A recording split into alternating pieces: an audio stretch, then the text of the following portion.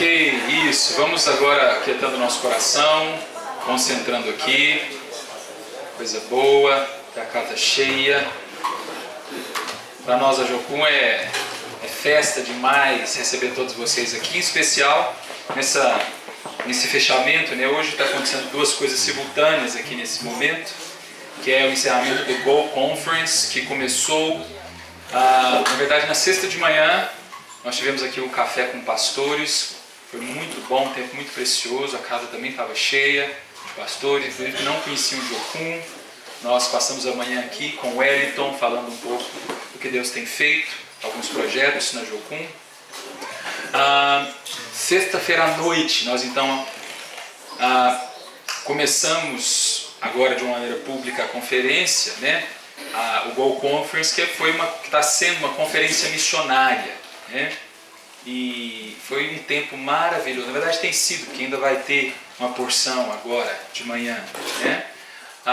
Sábado de manhã nós tivemos aqui também, sábado à tarde com alguns workshops funcionando aqui no nosso arraial, e ontem à noite um tempo maravilhoso juntos aqui, ouvindo a palavra do Senhor, compartilhando, enviando as equipes. O Go Conference, além de ser uma conferência missionária, é um movimento que se tem de envio de equipes para o campo. E ontem nós enviamos 3 equipes. Oramos, comissionamos e enviamos as equipes que vão estar saindo agora no final de maio para o norte do Brasil, trabalhar com ribeirinhos ali, nós chamamos de Tríplice Fronteira, Brasil, Peru e Colômbia.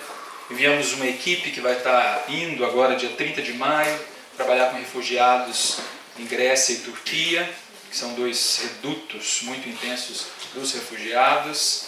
E enviamos também uma equipe de obreiros que está saindo dia 16 de junho para ficar 3 meses na Europa, trabalhando 40 dias na Sérvia com refugiados e depois passando por outros países, fazendo evangelismo. Foi um tempo maravilhoso. No final tivemos uma feira gastronômica muito gostosa, muitas comidas deliciosas, né? Tava gostoso, irmã? Aquele pão de queijo com pernil, aquele carimbó, aquele hambúrguer gourmet, estava maravilhoso. Quem não veio, desculpa, perdeu, mas quem estava aqui ontem se alegrou muito. Foi um tempo maravilhoso, né?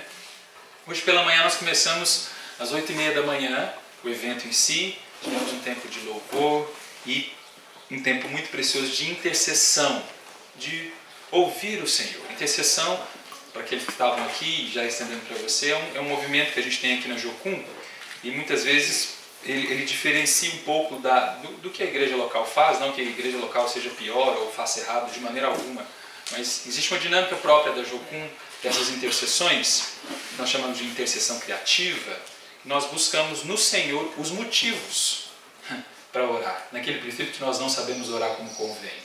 Ontem nós oramos pelos ribeirinhos e foi um tempo maravilhoso. Hoje nós oramos pelos refugiados, né?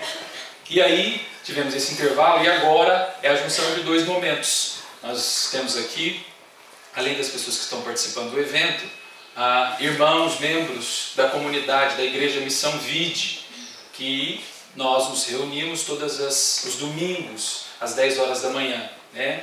Nessa parceria saudável que nós temos desde que Jocum começou, entre a base Jocum e a Igreja Missão Vide, que é bem próximo aqui até geograficamente, nós então tivemos a ideia, eu junto com Alan, de termos esse momento juntos e vai ser maravilhoso. Amém, irmãos? Amém. Junto com o evento, nós tivemos um movimento aqui muito interessante que animou muito meu coração, né? Que foi a leitura pública da Palavra de Deus, de Gênesis a Apocalipse, né? Nós começamos na quinta-feira às 6 horas da manhã, ali na nossa capela, preparamos a capela, né? Compramos uma Bíblia novinha com letra gigante, uma coisa bem gostosa, e num ato mesmo, que depois eu até peço que o Wellington possa até falar mais sobre isso, porque ele que nos inspirou nisso, né? Do que Deus tem falado com ele, sobre a Bíblia, sobre o abibliamento, sobre o poder da palavra. Nós então começamos a ler a Bíblia ali na capela. Então nós tínhamos uma escala ou escalas de 20 minutos, de maneira ininterrupta, começando quinta, 6 da manhã. Nós terminamos agora no domingo, por volta de 10, 10 e meia, né? E era manhã, tarde, noite, de madrugada, sem parar. Então um terminava, o outro já estava lá na porta, após 20 minutos para vir, e a gente, então no ato de proclamar a verdade do Senhor, né? Irmãos, foi maravilhoso, porque isso não é qualquer leitura. A gente está falando de literatura, irmãos. Nós estamos falando do poder. O poder que há na palavra. Nós estamos falando da eternidade que habita dentro deste livro, que na verdade, livro é insignificante como característica, como algo que possa descrever o que é a palavra de Deus. Imagina nas regiões celestiais deste lugar, sendo proclamado cada versículo da palavra de Deus. Foi um tempo maravilhoso, irmãos, maravilhoso. Quem estava no evento pôde participar disso. E a gente então nesse processo conduzimos assim. Inclusive nas madrugadas, eu pessoalmente tive duas experiências bem curiosas, assim, que para mim foi muito forte, né?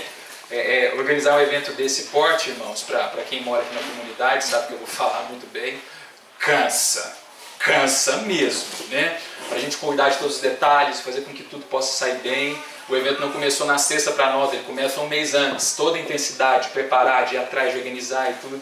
E nos dias do evento, noites de sono ficam bem vulneráveis às demandas que nós temos, né? Então todo mundo dormindo pouco, porque tem que deixar tudo limpo outro dia, já levanta cedo antes de todo mundo para a gente reunir, orar e alinhar tudo. E eu peguei 2 madrugadas, Manuel, tipo assim, das 2 às 3 da manhã, né? O meu pé já latejando, eu tenho um problema no pé que quando eu não durmo, aí pode esperar que o negócio vai doer para valer. E nas 2 vezes eu vindo assim, literalmente arrastando o pé e vindo aqui, né, da minha casa até lá. E quando eu entrava na capela, irmãos, no sábado, na madrugada de sexta para sábado, a gente estava entrando em Provérbios. Irmãos, eu não sei te explicar, isso não é fala gospel para você achar legal, não. Isso é verdade, Deus sabe do meu coração. Alguma coisa tomou meu corpo e eu parecia que era 8 horas da manhã, eu estava acordando, assim, um renovo. E lendo aquilo entrando na minha vida, aquelas palavras de sabedoria, o convite de Salomão, falando do temor do Senhor, aquilo foi maravilhoso. Essa madrugada eu peguei o finalzinho de Marcos e comecei Lucas. Meu Deus, que coisa linda, que coisa maravilhosa.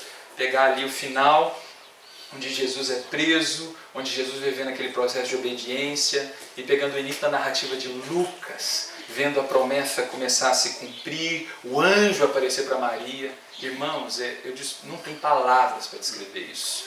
A palavra é algo maravilhoso, né? Como pastor dessa igreja também que sou, eu te incentivo, irmãos. Eu aprendi isso com o Ed, que eu vou te falar agora. Se você tem mais de 5 anos de conversão e nunca leu a palavra toda, irmãos, tem algum problema. Ela é a nossa regra de fé e prática. Para não dizer você que tem mais de 10 ou 15 ou 20 anos. Aí de fato, aí passa a régua, irmãos. Em nome de Jesus, descubra e redescubra a beleza, se posicione diante disso. Em nome de Jesus. E para a gente fechar esse tempo, olha que coisa maravilhosa. Deixa eu fazer uma enquete aqui. Quantos tem a Bíblia, a versão... qual a versão que eu te falei? Revista atualizada? Quem tem a versão revista atualizada aí, levante ela assim. Isso. Você que tem a revista atualizada, fica com ela. E você vai abrir ela em Apocalipse capítulo 22. Versão revista e atualizada. Apocalipse capítulo 22. Nós vamos encerrar a leitura pública da palavra de Deus aqui na Jocum Cerrado, lendo todos juntos Apocalipse 22. Na verdade, por causa do meu problema dos olhos, eu queria muito participar lá, mas não dá, né? Claro. O preto no branco não me faz bem hoje. Sim. Se você me permitisse, eu queria, porque no meu tab, ele é branco no preto. Certo. E essa semana eu tive uma experiência muito forte de Apocalipse. Venha lá, por favor. Você vai nos conduzir nisso. Excelente. E nós pensamos em tudo, em você que não tem a versão, nós vamos projetar a versão aqui. Nós queremos pegar uma única versão para ser uma coisa assim, intensa, numa só voz, proclamando cada versículo do capítulo 22 de Apocalipse. E aí o Alan vai dar o sinal para nós vamos começar a ler. Vamos nos colocar em pé para que a voz possa sair com propriedade.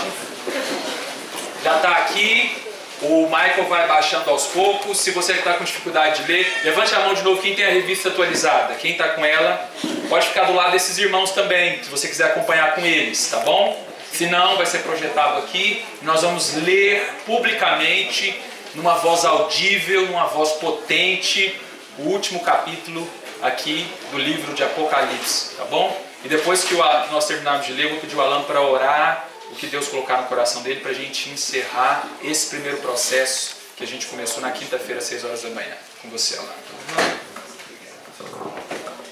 Bom, só para compartilhar com os irmãos, e mais uma vez eu quero dizer que nada, né, do que a gente faz aqui na VID é escrito. Assim, eu não programei isso com o Saulinho. Saulinho, você fala isso, que eu vou falar aquilo e tal, e na versão atualizada, que é o que eu mais gosto, eu acho que é a que edifica mais mesmo e tal. E esse momento não é programado, nós não escrevemos nada, ali veio no meu coração para ler junto, porque eu não pude participar da leitura lá, não dá para eu ler lá assim, etc. E estamos nesse momento aqui em que Deus derrama sobre nós essa unção especial para esse momento.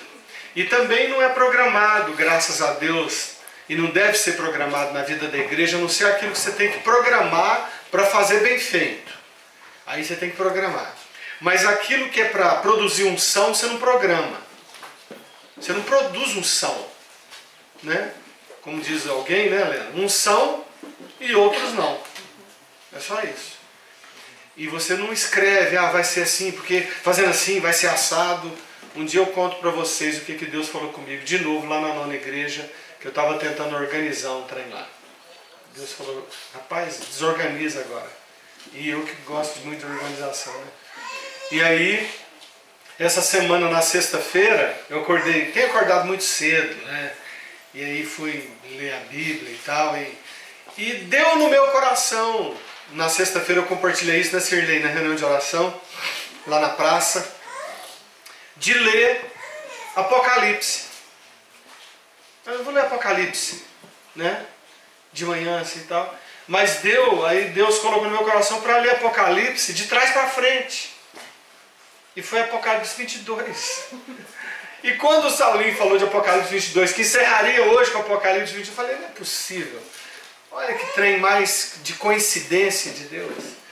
Então a gente vai ler com todo temor, com todo tremor. A palavra de Deus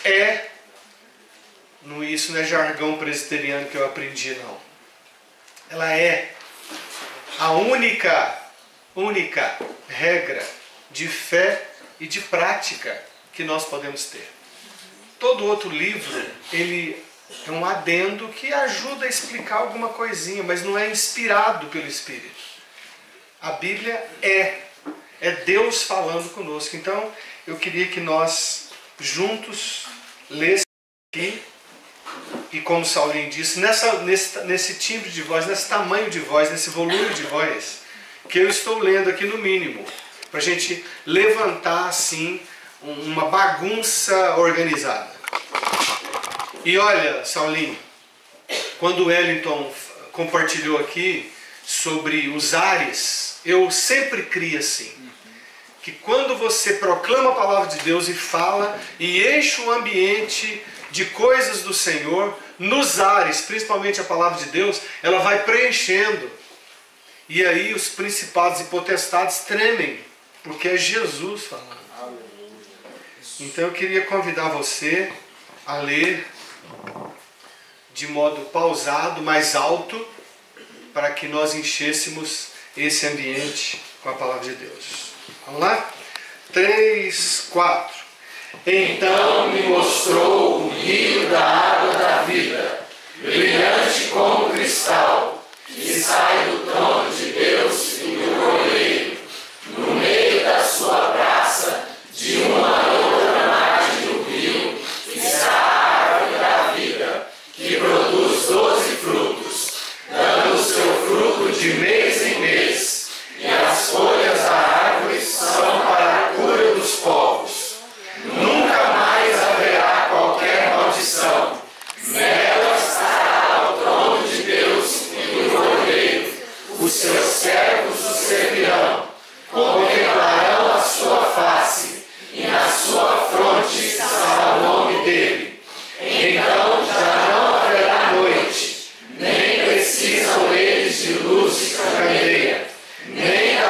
do sol, porque o Senhor Deus brilhará sobre eles, e reinarão pelos séculos dos séculos. Disse-me ainda: essas palavras são fiéis e verdadeiras. O Senhor, o Deus dos espíritos dos profetas, enviou o seu anjo para mostrar aos seus servos as coisas que em breve devem acontecer. Eis que venho sem demora. Bem-aventurado aquele que guarda as palavras da profecia deste livro. Eu, João, sou quem ouviu e viu essas coisas, e manda-as ouvir e vi, prostrei-me ante os pés do anjo que me mostrou essas coisas para adorá-lo. Então ele me disse: vê, não faças isso. Eu sou conservo teu, dos teus irmãos, os profetas, e dos que guardam as palavras deste livro. Adora a Deus. Disse-me ainda: não segues as palavras da profecia deste livro, porque o tempo está próximo. Continue o injusto fazendo injustiça, continue o imundo ainda sendo imundo, o justo continue na prática da justiça, e o santo continue a santificar-se. E eis que venho sem demora, e comigo está o galardão que tenho para retribuir a cada um segundo as suas obras. Eu sou o Alfa e o Ômega, o primeiro e o último, o princípio e o fim. Bem-aventurados aqueles que lavam as suas vestiduras no sangue do Cordeiro, para que lhes assistam direito à árvore da vida e entrem na cidade pelas portas. Fora ficam os cães, os feiticeiros, os impuros, os assassinos, os idólatras e todo aquele que ama a prática da mentira. Eu, Jesus, enviei o meu anjo para vos testificar essas coisas às igrejas. Eu sou a raiz e a geração de Davi, a brilhante estrela da manhã. O Espírito e a noiva dizem: vem. Aquele que ouve, diga: vem. Aquele que tem sede, venha. E quem quiser, receba de graça a água da vida. Eu, a todo aquele que ouve as palavras da profecia deste livro, testifico: se alguém lhes fizer qualquer acréscimo, Deus lhe acrescentará os flagelos escritos neste livro. E se alguém tirar qualquer coisa das palavras do livro desta profecia, Deus tirará a sua parte da árvore da vida, da cidade santa e das coisas que se acham escritas neste livro. Aquele que dá testemunho dessas coisas diz: certamente venho sem demora. Amém. Vem, Senhor Jesus. A graça do Senhor Jesus seja com todos. Vamos aplaudir.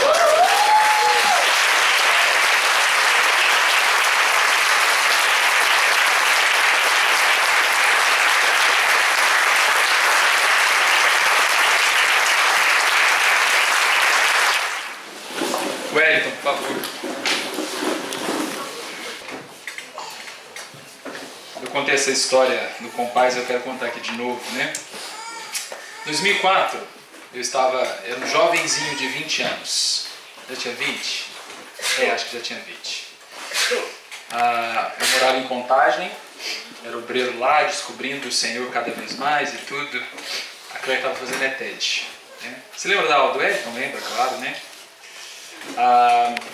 E eu era obreiro na ETED da Claire, e lá a gente tinha uma prática de sempre que chegava um professor de fora, a gente designava um obreiro para mediar tudo que o professor precisasse, para servir o professor, para pensar a logística e tudo. E Deus me deu a bela graça de conhecer o Wellington nessa feita, né? Caiu na minha escala da semana, eu como obreiro, a mediar o Wellington, que foi dar aula para nós de princípios básicos, que é temor do Senhor, quebrantamento e tal. E desde o momento que eu conheci o Wellington, ele sempre se mostrou muito simpático, muito acessível, né? Na época era diretor da base de Maringá, e aí eu lembro de conversar com ele, era para nós obreiros, né? E claro, tem um imaginário assim, ó, professor, tá na Jocum desde a década de 80. Claro, a gente tem um respeito, né? Isso é normal, isso é do imaginário da pessoa. O meu imaginário então era calcado, né? O meu líder na época, o Rogério, falou: então, Saulo, cuida do Wellington, então, por favor, sirva ele e tal. Com respeito, isso é prática bíblica, né? De hospitalidade. Mas o Wellington me deixava tão à vontade, e a gente disse: o Wellington tá precisando de alguma coisa? Não, rapaz, aqui e tal, e conversava. E assim eu conheci o Wellington na época, né? E aí muita coisa se passou, e Deus foi movendo muita coisa. E aí, num determinado período, no momento que nós como missão estávamos vivendo, Deus então levanta o Wellington para ser o diretor nacional da Jocum, né?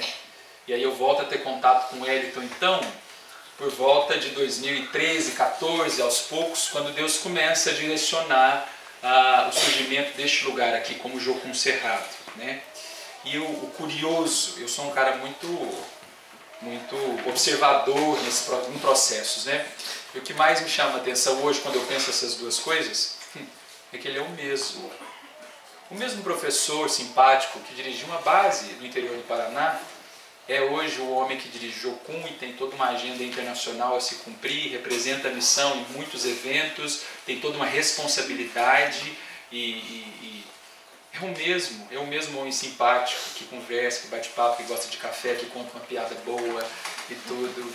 E é uma alegria muito grande, tem sido uma alegria muito grande ter o Wellington aqui, né? Eu às vezes, a gente conversando com o Frank, né, eu falei isso ontem, e é de coração. Rapaz, eu acho que eu ficaria ouvindo o Wellington um dia inteiro. Só colocar um café na mesa, bem feito, cajubá e tudo, e um pão de queijo, a gente fica. Porque tem óleo, tem vida, tem reino, tem presença de Deus, né? E foi tão curioso esses dias, eu gostei demais, rapaz. A gente, claro, não combinou absolutamente nada disso, mas ele foi conduzido por Deus a contar histórias. Então, cada momento aqui era um processo de contar histórias, mas não é qualquer história, não era ficção, irmãos. Ele não deu aula de teologia aqui para nós, que ele teria condições de fazer tudo isso muito bem. Mas ele contando feitos do Senhor. Desde o momento que Deus o tira daqui, como boia fria, ele é de Uberlândia, irmãos, natural de Uberlândia. Deus o tira, o salva aqui, usa pessoas para evangelizá-lo, salva, leva ele na década de 80 para ser missionário no interior do Amazonas ali, junto com os índios ticunas. Em 82 ele vai fazer a TED dele lá em Contagem, e aí Deus vai fazendo uma série de coisas. Em um determinado momento da vida dele, Deus o levanta. Quando você fala, eu consigo entender a dimensão, porque eu morei no Rio 5 anos e fui obreiro no Borel 4 anos. Deus o levanta para ele abrir uma base no Rio de Janeiro, irmãos. Uma época assim, bem singular. Rio de Janeiro sempre foi épocas singulares, né? Cada dia o trem piora, ele fica mais agudo. E Deus o levanta e ele iniciou o projeto, a base no Rio, que por muitos anos foi um modelo no Brasil inteiro de escolas, de treinamento, na área de desenvolvimento comunitário. Ele contou ontem essas histórias. Quero só te atualizar disso, você que está vindo hoje. Deus fala com ele e ele começa um projeto no Morro do Borel, uma das favelas que já foi considerada uma das mais perigosas do mundo, por toda a dinâmica do narcotráfico, da violência, né? E ele ia falando das histórias, eu ficava me lembrando do tempo que eu morei no Rio, né?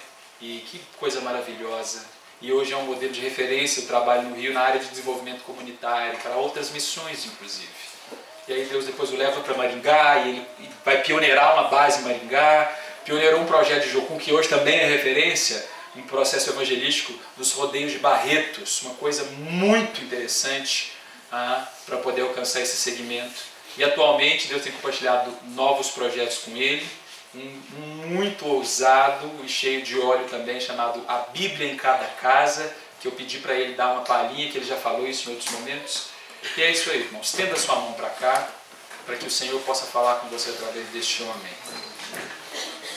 Obrigado pelo privilégio, Senhor, de andarmos juntos como irmãos num alvo tão único que é o Senhor Jesus, que é o seu reino, que é o ID, que é poder expressar o seu amor sendo sal e luz aonde o Senhor nos mandar. Não olhando para circunstâncias alguma, mas confiando no Senhor. E quando a gente não tem fé, fazemos como aquele homem que te viu e falou: Senhor, eu creio, mas me ajuda na falta de fé. Obrigado porque os testemunhos do Wellington têm essa expressão viva de alguém que olhou para Jesus e isso foi suficiente. Senhor, que nessa manhã isso nos inspire cada um que está aqui na sua realidade. Que o Senhor use poderosamente e possamos estar abertos e prontos para poder absorver o que o Senhor tem e dar continuidade quando saímos daqui, Deus. Obrigado, no nome de Jesus. Amém. Amém. Obrigado, Saulinho. É Saulinho já, viu, gente? Já entrei na esfera da intimidade. Queridos, é um prazer imenso tanto ouvir, né, esses elogios, mas você sabe que ninguém conquista nada sozinho, né? A gente recebe pela proeminência de estar na frente e às vezes o resultado é visto na gente. Mas nós somos cercados de pessoas ao longo da vida da gente, desde o primeiro segundo da conversão e até antes deles. O próprio episódio vivido na nossa família tem a mão do Senhor conduzindo-nos nos caminhos da educação, da formação que Ele tem para nós. A palavra diz: a graça de Deus se manifestou salvadora. Esse é um dos aspectos. Depois ela tem o outro aspecto, educando-nos para que, renegadas as impiedades e as paixões mundanas, vivamos no presente século sensata, justa e piedosamente, aguardando a manifestação do nosso grande Deus e Salvador Jesus Cristo, o qual a si mesmo se deu por nós, a fim de remir-nos de toda iniquidade e purificar para si mesmo um povo exclusivamente seu, zeloso de boas obras. Então a graça de Deus, ela tem um aspecto salvífico e todos nós entramos lá, mas o aspecto educativo que ele é ao longo da vida. Por isso, desenvolvei a vossa salvação com temor e tremor. E se você prestou atenção aqui na questão de Apocalipse, nós ainda temos algo a aprender. Vamos chegar no final da nossa vida. Oséias 6,3 diz: prossigamos, conheçamos e prossigamos em conhecer o Senhor. Nosso Deus é imenso. Então, aqui dessa cidade, eu tenho aí várias pessoas que foram mentores, que me ajudaram na época da juventude. Tem tanta gente, né, que certamente essas pedras do resultado, em primeiro lugar, é dele, né?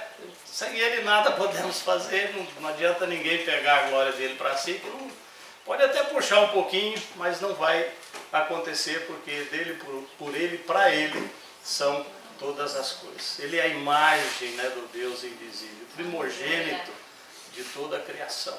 E aprove a Deus que nele residisse ou resumisse toda a plenitude do Pai. E a gente tem esse privilégio de caminhar junto e nessa beiradinha beber um pouco de tudo isso. Mas a igreja é um instrumento fascinante, é um instrumento maravilhoso. É algo que os anjos quiseram fazer, esse papel nosso aqui na terra de proclamar o Evangelho e não puderam. E Deus nos dá então esse privilégio. Fico aqui, verbalizo toda a minha gratidão a todos aqueles. Mencionar gente que ao longo da nossa história foi importante para nós e moldou, né, o nosso caráter, o nosso caminho, são tantas e tantas pessoas. Difícil de mensurar, né? Mas fica aí registrado nas regiões celestes, a nossa gratidão a todos. Essa dinâmica acontece com todo mundo. Aqui em Uberlândia, talvez eu fosse do grupo da Batista Independente, na qual eu me converti ali pertinho do cemitério, na Araguari, eu fosse o mais improvável. Eu não sabia nada. Abriram um versículo da Bíblia. Eu fui romeiro durante 9 anos, mas é aquele negócio, né, de ir lá fazer a sua penitência, pagar para pedir esmola em 7 casas, depositar no pé da santa e beijar aquela bendita fita lá que só Jesus, né? Mas criou uma imunização. Nem gripe eu pego hoje em dia. Mas nos mostra o coração que a gente tem que ter. Se você me falar, por exemplo, a minha teologia é evangélica, mas a minha fé começou na estrada de Romaria. ela precisava do norte, mas meu desejo de encontrar Jesus, e eu não fazia aquilo porque eu queria contrariar o sacrifício vicário de Jesus na cruz. Eu não tinha luz enquanto a isso. Para mim era a forma de chegar perto de Deus. Então, até ali na estrada, queridos, pode ter certeza, o Senhor está escrevendo a sua história. Eu posso te enumerar muitos e muitos fatos na minha vida pré-conversão, de livramento de Deus, que hoje, conectando os pontos na linha do tempo da minha vida e minha vivência com Deus, eu falo, puxa vida, Senhor, que graça! O Senhor me livrou daquilo e eu estava na pingaiada, eu estava longe do Senhor, eu cheguei debochado num carrinho que parou lá na antena. Ah, meu querido, pregar o evangelho aqui na antena agora, antes você estivesse lá na estrada, no início do trevo. Aí quem sabe, né, eu teria mudado de ideia. Agora não, agora eu vou até o final. Então, queridos, obrigado a todos, obrigado igreja, porque existem os protótipos de alguém que sobe aqui e tem a oportunidade de ter um microfone. Mas você tem protagonistas hoje, sentado no banco da sua igreja, que precisam do incentivo. Precisa ir para uma base da Jocum, precisa ir para uma agência missionária. Tem muito dom e talento dado aos homens, pelo próprio Senhor, para que cada um possa exercer a vocação em que foi chamado. E às vezes a gente não estimula como igreja. A gente escuta vez após vez pessoas dizendo, nós perdemos nossos obreiros para Jocum, eu mandei o meu melhor, ele não voltou. Glória a Deus se você perde esse obreiro para uma agência missionária. Porque a lista dos que se perdem para o mundo, onde aquela semente, né, que é semeada, mas os cuidados do mundo, a fascinação das riquezas e as demais ambições concorrendo entre si, sufocam a palavra, ficando ela infrutífera. É grande essa lista dos nossos universitários, dos nossos adolescentes, pré-adolescentes, famílias inteiras. Então envie esses jovens para a missão, em nome de Jesus. E assim, não é uma recíproca em troca aos elogios, mas essa base, por ser tão novinha, por estar engatinhando em termos de pioneirismo, está muito sólida. Já tem muita sustância, como diz o mineiro. Então manda para cá para ser treinado, já faz esse link com a igreja, não fica com medo de perder não. Envia esse jovem para as nações, porque eu tenho recebido dentro da Jocum gente que vem sem a recomendação dos pastores, no sentido de é com vocês, se você quiser receber, mas da nossa parte aqui, como igreja, a gente não recomenda, mas pela expectativa e leitura da igreja. E a gente vai fazer uma entrevista então com o candidato, você vê que ele é nós, há tempos atrás, menos algum tempo de treinamento que a gente teve na missão, mas eu era igualzinho a ele quando eu vim para a missão. Precisava ser treinado, burilado e converter realmente ao Senhor. E 2 deles se tornaram grandes protagonistas que vieram sem recomendação. Não sem recomendação contrariando o pastor, tá? Tipo, consultando o pastor e ele mandando um aviso dizendo, olha, nós não enviamos, mas se vocês quiserem receber, tudo bem, por conta e risco. E a gente arriscou. E Jocum é isso. Então, obrigado a todos aí. Que as devidas pedrinhas, que os devidos méritos recaiam sobre a cabeça de cada um. Amém? Amém. Glória a Deus. Queridos, temos alguns momentos aqui que eu gostaria de compartilhar contigo. Quem não esteve na conferência, quem já esteve na conferência vai ficar meio redundante. E para quem não esteve na conferência, é uma oportunidade que você tem, porque nós estamos no limiar do maior movimento de abibliamento no Brasil. E todo mundo sabe que para se ter o real avivamento precisa ter o abibliamento. Onde a Bíblia passa, onde a Bíblia encontra, onde a Bíblia chega, o lar é transformado, o resultado disso é nós, igreja. Né? Como éramos antes de encontrar Jesus. Solteiros, casados, não importa como, o Evangelho nos achou. Né? Se bem que a gente vai ver muitas coisas na expectativa do Senhor, Ele lança e espera também o retorno, a ação da pessoa. Tá bom? Então nós vamos ter alguns momentos aqui que eu quero falar do Bíblia em Cada Casa, mas eu quero anunciar uns produtos que não é dentro do merchan, detesto fazer isso, tá bom? Mas são ferramentas. Deus me deu a oportunidade de escrever alguns poemas e é um livro dos mais vendidos. Mamãe comprou 800, assim, é um negócio fabuloso. Não, é o seguinte, você vai recitando um poema e tal, aí de repente alguém fala, pastor, mas por que o senhor não publica? E aí você escuta 2, 3, 4, 5 vezes, aí você publica, e depois você pergunta para si mesmo, por que eu publiquei? Não, tem edificado. E eu já recitei alguns poemas, e agora quero um em homenagem ao Saulo, cuja formação vai entender muito bem do que se trata. Saulo explica, tá? Cavernas do coração. São mais de 1000 antessalas, nem mesmo eu sei quantas são. Tem galerias em cima, tem galerias no chão. São tantas e tantas locas, nem me aventuro a contar. Um labirinto de pedras, difícil de ultrapassar. São nelas que me escondo e tento ser quem não sou. Cavernas, poços da alma, foi meu querer quem cavou. Agora, à luz da verdade, prefiro esclarecer. Não faço nada demais, só cumpro com o meu dever. A atmosfera mofada teve um encontro com a luz. Deixei entrar na caverna todo o contexto da cruz. Ciente do ocorrido, logrei o bem desejado. Meu universo escuro agora já é passado. Saí da sombra da morte. Peço licença, já vou. Vou desfrutar liberdade. Meu cativeiro acabou. Amém? Aleluia!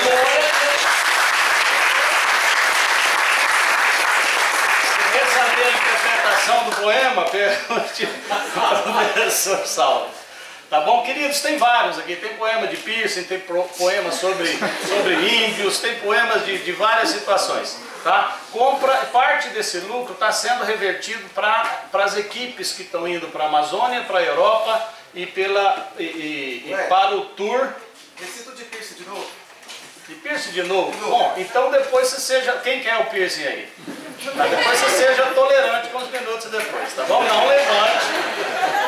Ele não levantou. Cadê o Marcelo? Tá aí, Marcelo?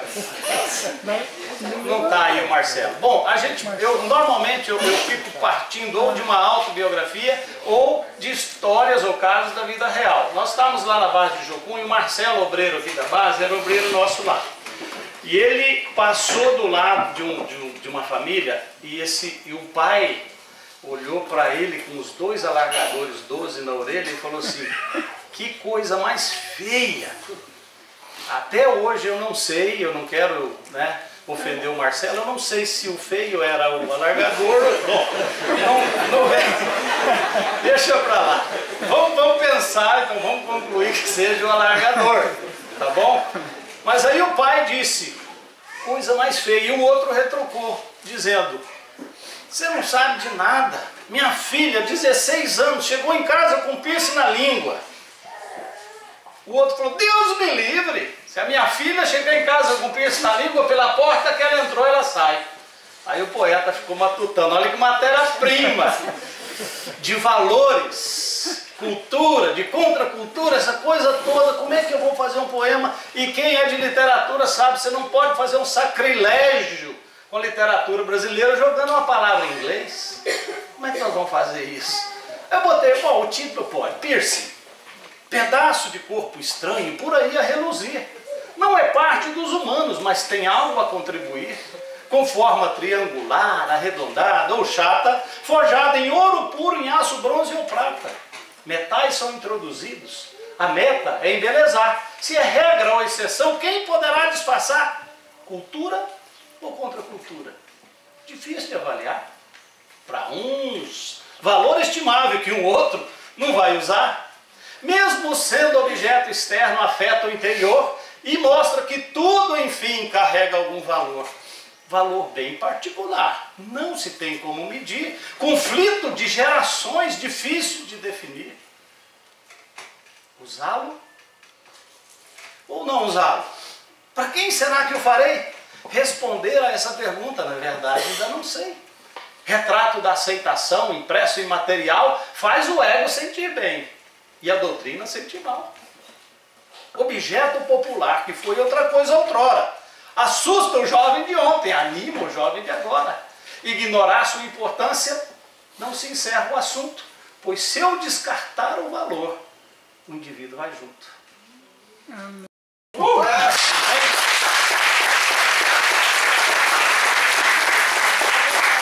Aqui, queridos, R$15, com R$15 você está doando R$5 de cada livro para a equipe que está indo, tá bom? Vamos tirar isso do caminho. Alguém fazendo aniversário hoje?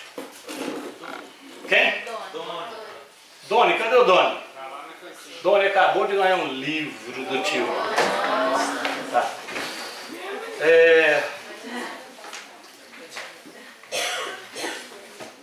Como nós estamos falando do efeito da palavra, e cada dia mais eu me apaixono com a palavra, eu não sei quantas vezes eu já chorei por Apocalipse 22, não dá para pensar numa situação dessa. Você tem a hermenêutica de Apocalipse ali no primeiro capítulo dizendo: escreve aquilo que você vê, escreve as coisas que são e depois as outras coisas. Aí o primeiro capítulo você tem as coisas que ele viu. Depois o segundo e o terceiro você vê as coisas que são as cartas para a igreja. E depois toda essa maravilha de coisas futuras que a gente vai enfrentar vendo a palavra. A palavra é lâmpada para nossos pés, é luz para o nosso caminho, ela é onde os holofotes têm que estar, ela é a centralidade da vida da igreja, e uma igreja não pode ficar sem ler a palavra e conhecer a história da palavra.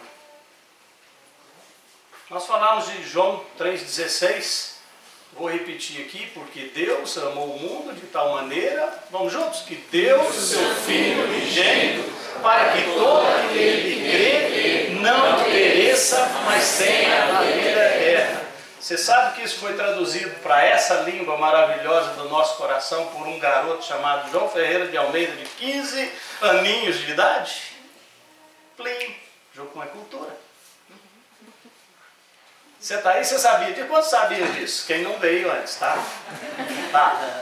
Biografia dos nossos heróis da fé. 15 aninhos de idade, João Ferreira de Almeida. Aos 17, o Novo Testamento está na nossa mão. Gente trabalhou por isso. E ele fez isso fugindo da Inquisição na Europa, para nos trazer a palavra na nossa língua materna, na nossa língua do coração. E ali nós vemos, porque Deus, origem, amou, essência, o mundo, abrangência, de tal maneira, intensidade, que deu generosidade, seu único filho, preço, para que todo o que, inclusão, nele crê, facilidade, não pereça, livramento, mas tenha a vida eterna. Se a gente confinasse todo o conteúdo bíblico, e João 3,16, você tem motivo para viver a sua vida cristã nele e pregar o Evangelho a toda criatura. João 3,16, a centralidade máxima da palavra, o versículo-chave das Escrituras. Nós precisamos ler. E aqui nesse livro, Loren Cunningham, que é fundador da Jucum, apaixonado pela palavra, e ele escreve então o livro que transforma as nações, que são as transformações na política, na economia, na educação, em tantas áreas onde a palavra de Deus chega. Isso é para te gerar fé e ver, quem sabe a gente pode pegar algumas áreas aqui em Uberlândia também, nos 85 bairros, nas 5 regiões, e poder abraçar a nossa cidade. E agora com uma ferramenta muito boa, que eu estou impressionado, eu vou repetir até eu decorar, viu? Que é o IVS. Você sabe o que é IVS? Não. IVS é o Índice de Vulnerabilidade Social. Índice de Vulnerabilidade Social. Imagina a nossa igreja com esse know-how poder canalizar as igrejas de Uberlândia, olhando essas estatísticas que a gente não dá valor, mas Deus criou o Edson e o IBGE para a nossa alegria. Tá bom? Porque essas pessoas trabalham nos mostrando o raio-x social da nossa cidade e tantas outras áreas que a gente precisa. Fantástico o sacerdócio de Deus na vida dos irmãos, tá bom? Aqui também você vai ter um outro livro. Esse livro é fresquinho, saiu do forno, foi lançado agora. É da minha esposa Denise. Ela teve 2 AVCs hemorrágicos, mas depois do primeiro AVC, a definição dela é: Deus deletou meu HD para caber mais dele. Pensa. Falei, eu não sei se isso já é sequela ou se realmente é uma brincadeira de leitura. Mas foi isso mesmo, queridos. Ela escreveu durante 2 anos e não lembrou. E quando ela tentou abrir os arquivos, Deus falou, não, quero dar algo novo, descendo do trono. Tá? Então ela fala sobre a saga do sofrimento, ela fala sobre digladiar entre a crença de uma doença diagnosticada para a morte e crer que Deus pode reverter. Deus não vai curar e a soberania é dele, todas as pessoas, a gente não sabe o motivo do porquê cura uns e outros não, mas não custa nada. Se você tem que arriscar, arrisque em fé. Se você tem que arriscar, arrisque crendo, não em se deixando vencer pelo mal, ou pelos obstáculos, ou pela falta de fé. E ela escreve com propriedade, ela medita, talvez é das pessoas do meu relacionamento que mais investe tempo na palavra de Deus. Eu acordo, minha esposa já está meditando, e eu tomo meu café, eu faço minhas reuniões, eu faço um monte de coisa, eu jogo comida para os bichinhos lá de casa, e eu volto, ela está meditando. E ela vem contestar comigo algumas coisas, e olha que eu gosto de ler a Bíblia, eu leio em média 3 vezes por ano, 40 minutos de manhã, 40 minutos à tarde, só isso. Dá para você ler 3 vezes ao ano.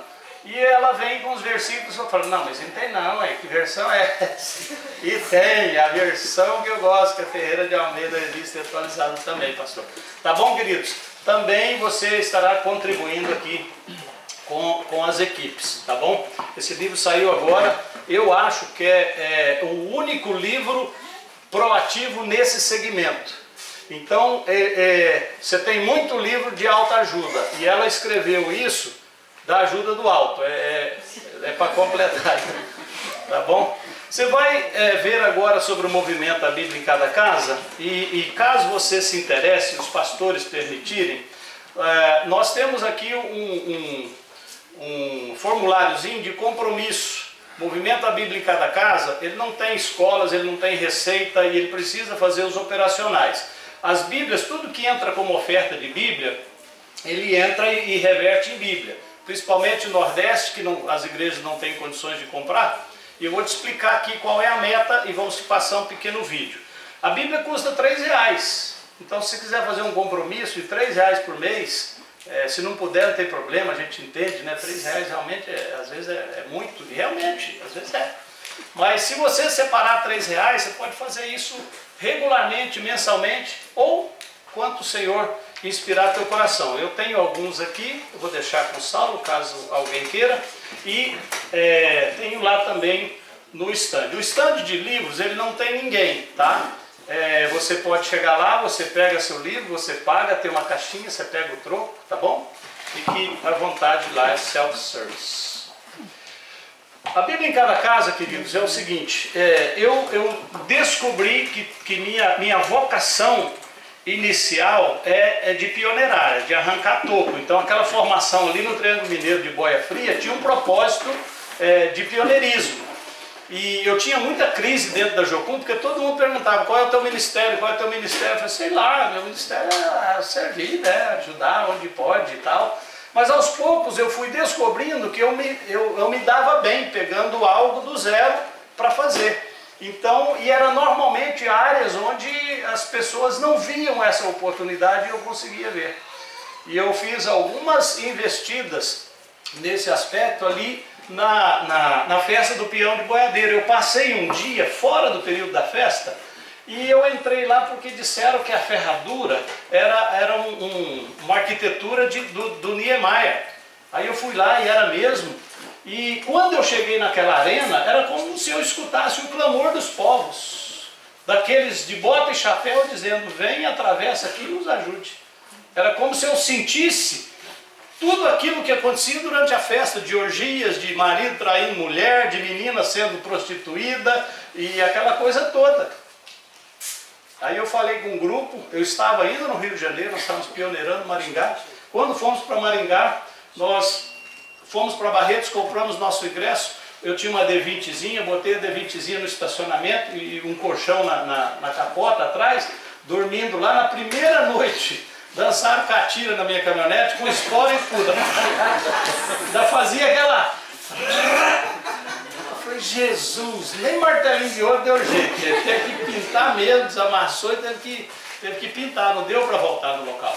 Mas eu não desisti não, fui lá com um pastor local, falei, pastor, tem alguma hospedagem da igreja, no banco? Ah, no banco não pode e tal, mas você tem a caminhonete, encosta aqui debaixo do pé de manga, dorme tranquilo, e eu fiz isso, dormi debaixo do pé de manga. E hoje Barretos está completando 20 anos, e a gente tem uma área lá dentro, que é chamada de promoção humana, não tem no projeto nada sobre pregação do Evangelho, mas a gente prega o Evangelho de qualquer maneira. 150 de nós serve a festa em áreas como orientação de turista, acompanhamento dos competidores que se machucam para o pronto-socorro, fazemos toda a parte social necessária. E 150 reveza monitorando as crianças, 20 mil crianças passam no parque temático ali do Rancho do Peuzinho. E os demais vão fazer toda essa coisa errada que a Jocum faz, né? Malabares e teatro e danças e essa coisa toda. A média de conversões, isso aqui é evangelístico, não evangelástico. Tá? A gente joga para baixo que é para não puxar. São média de 1.100 pessoas por ano que entregam o coração para Jesus. Um dos casos, e agora gente, nós estamos pescando e repescando, né? Porque numa noite uma pessoa ajoelhou do lado da menina que estava orando por uma senhora, ela sentiu de honrar essa senhora, estava lá na latasa catando latinha, e ela falou, olha, Deus me falou para honrar a senhora, que a senhora continua, Ele ama a senhora e está vendo o seu esforço para levar o dinheirinho para casa e tal. Ela, meu Deus, Senhor. Aí passa uma galerinha de bota e chapéu com as latas na mão, e ela está lá ajoelhada com narigão de clown, né? Aquela coisa toda, está lá ajoelhada orando, aí vem o cara, ajoelha do lado, para deboche, e vem o outro, ajoelha também. Aí ela falou que sentiu tanto a presença do Senhor como se fosse um magnetismo, algo forte ali naquele local. E aí passa um pouquinho, ela escuta uma lata cheia. Ninguém joga lata de cerveja cheia em Barretos, 7, 8, 10 reais uma lata, sei lá quanto. E o outro também. Aí passa um pouquinho, ela escuta. Está chorando. Aí ela falou, bom, então eu vou orar por ela e orar por tabela. Senhor, e todos aqueles que estão sendo tocados pelo Senhor e tal. Aí depois ela faz uma entrevista com os dois e são afastados do Evangelho. E junto com os amigos, tomando umas e outras, foram lá fazer um deboche e Deus segurou os joelhos deles no chão. Não conseguiram sair, se arrependeram. Todos os anos agora eles vão lá dar um testemunho para todo mundo e largaram a latinha de cerveja e largaram de debochar. Eu estava em casa, naquele mesmo sofá, lembra que eu recitei a poesia do fundo verde, de uma sala arejada? Eu tenho um sofá verde também lá, que eu sento nele e ali é meu divã com Deus. E eu estava lá pensando o seguinte, bom, agora tá bem encaminhado, nós temos na Jocum agora um círculo de liderança que fica muito mais fácil, o peso da liderança está em cada base. Então quem sabe eu vou para uma outra coisa, vou na Índia, em algum lugar, né? E Deus me falou a Bíblia em cada casa. Agora, quando você escuta esses negócios assim, você já está chamando 60, né? Ô Jesus, peraí, né? Chama os jovens, tanto jovem com uma missão aí, Bíblia em cada casa no Brasil, eu não tinha dimensão do que era isso. Aí comecei a ver a dimensão disso. Quanto mais eu via a dimensão disso, mais apavorado eu ficava. Eu via 5.573 municípios. Como é que nós vamos fazer isso? E outra coisa, quem vai produzir tudo isso? E outra coisa, nós estamos falando de mais de 50 milhões de lares. Como é que nós vamos pagar tudo isso, Jesus? Mas ele dá a visão e depois ele vai fazendo, né? Ele não espera. Aliás, tudo que eu vejo na Jocum, ele manda furar o buraco, depois é que vem as ferragens, depois é que vem o cimento, essa coisa toda. Pelo menos na minha vida. Sempre é do zero, vem a palavra. Agora, se você notar, O reino de Deus também tem muita coisa que ele fez isso na história de Israel. Por que alguns rituais? Vem a palavra, vem a obediência, depois vem a ação ou não. Quase sempre Deus punha alguma coisa para o povo fazer primeiro. E até nas curas, você via lá o cego Bartimeu, por exemplo.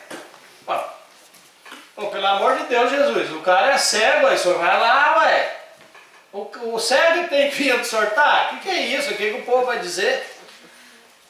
Não, vai lá, traz ele aqui. Pô, o cara está cego, tem que deixar o lugar dele. Agora, não é qualquer lugar não. Entendeu? Ali naquele local é onde as comitivas passavam, onde os ricos passavam. Por isso aquele ponto. É abandonar o ponto. Não é fácil não. Depois você volta, já tem outro cego no lugar, já era. Perdeu. Então ali era muito custoso, mas Jesus manda ele ir. Aí Jesus pega numa outra ocasião, cospe no lodo e passa o barro na cara do sujeito e fala, agora vai se lavar. Para que tudo isso, Jesus? Que humilhação é essa? É porque ele trabalha conosco por processo. Aquele cara lá, 38 anos, na beira do poço, esperando que alguém jogava dentro, agora o cara é paralítico. Qual era a chance dele de pular dentro primeiro quando o anjo... Aí ele viu em Jesus a chance disso acontecer. E qual é o natural?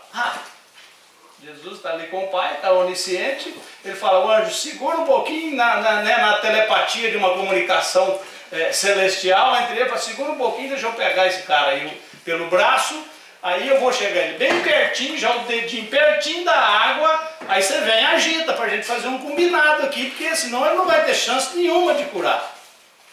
Essa é a coisa mais lógica, porque a liturgia ali dizia que era o primeiro que tocasse a água, e Jesus vem e quebra o paradigma. E pergunta para ele, você quer ser curado? Às vezes eu sou meio irônico, eu fico pensando, eu no lugar daquele cara, não quero não. Estou aqui porque eu sou masoquista, gosto de ficar olhando os outros ficar curados. Acho bom, sou fico feliz. Tem um tal do Solunga, morreu. Ele era lá de Juazeiro do Norte. Solunga é tido como o homem mais mal educado do mundo. Eu tive o privilégio de ir lá porque eu gosto dessas culturas, tirinhas dele. Até hoje aí você encontra na internet. Seu Lunga. Um dia eu fui tomar uma água de coco lá, um menino, filho do obreiro, estava comigo. Eu falei, Solunga, porque a gente queria escutar, né? Sempre ele solta uma e tal. Aí a gente compra um negócio, faz uma pergunta, faz duas, porque ele vem na bucha. Aí ele foi lá, ele já mantinha os cocos abertos, porque ele já é idoso, né, para pegar aquele teçado e tal. Daí só abre o buraquinho por final e traz o canudinho ali, o coquinho gelado e tal. Aí o menino falou assim, mas ô Lunga, já está aberto. Ele falou, e porventura você vai tomar água com coco fechado? Esse é o Solunga. Então, queridos, eu faria mais ou menos assim. Não quero ser curado, não. Parece um ritual? Não é. É porque Jesus quer a nossa participação. Ele não trabalha sozinho. Ele quer ir conosco. E quando a gente não entende, são 12 quilômetros para Emaús e mais 12 para voltar a pé. Porque você não entendeu a mensagem. Você não reconheceu ele nos seus caminhos. Então eu estou lá em casa, queridos. Aí eu olho tudo isso, todo esse desafio.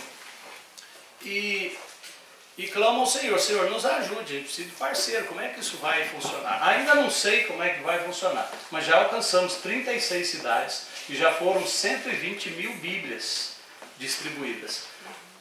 No Sertão, no Paraná, só no Paraná esse ano nós vamos alcançar 20 cidades, comemorando os 20 anos da base de Maringá. Aliás, estão todos convidados. E Barretos também são 20 anos de promoção humana. Você está convidado a estar lá conosco. São 10 dias de evangelismo lá dentro. E a gente serve também a festa com as questões sociais. Acampa lá dentro, você escuta sertanejo até quase vomitar. Você não aguenta mais.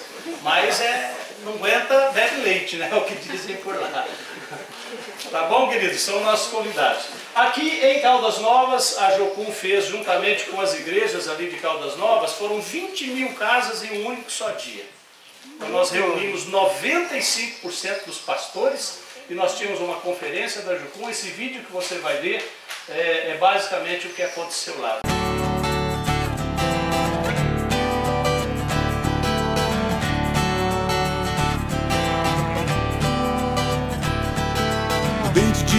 quando o vento leva, vai aonde a flor não consegue ir. Assim é a palavra de Deus a luzir no coração daquele que se entrega.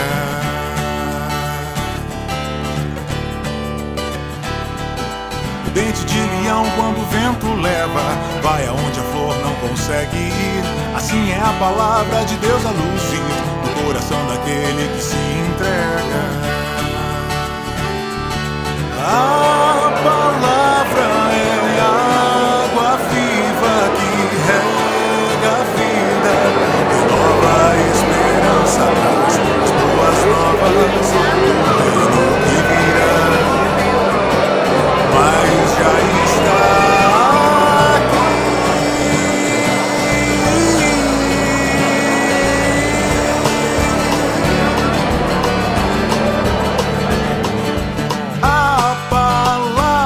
levada a todos e em todos, a palavra ser fonte de águas de vida eterna.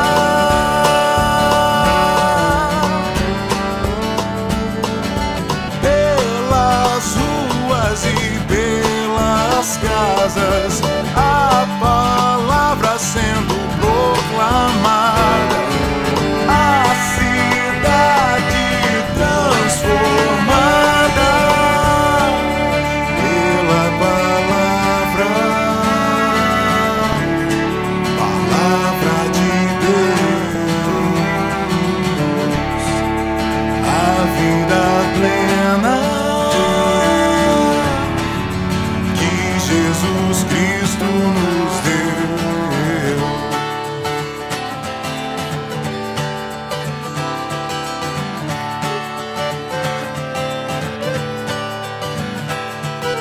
A palavra é água viva que rega a vida, renova a esperança, traz as boas novas do reino que virá. Mas já está aqui.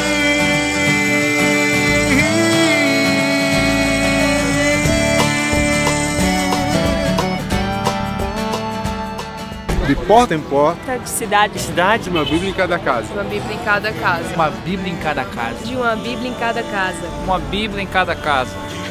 De porta em porta, de cidade em cidade, uma Bíblia em cada casa. Cristo nos deu, nos prometeu.